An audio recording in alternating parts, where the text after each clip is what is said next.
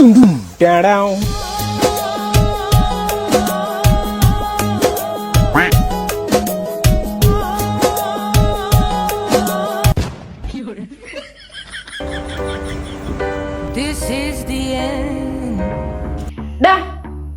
ചോറൊന്നും വേണ്ടേ? എത്ര നേരം ഇവിടെ ചോറ് വിളമ്പിച്ചിട്ട് ഇവിടെ വന്നിരുന്ന് കഴിക്ക്.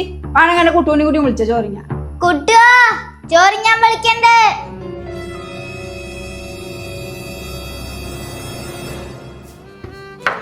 ആകെ ഈ ഒരു കറിയുള്ളൂ. ഈ ഒരു കറി തന്നെ വെച്ചിട്ടുള്ളൂ. എനിക്കയ്യ കൊറേ കറിയൊന്നും വയ്ക്കാം.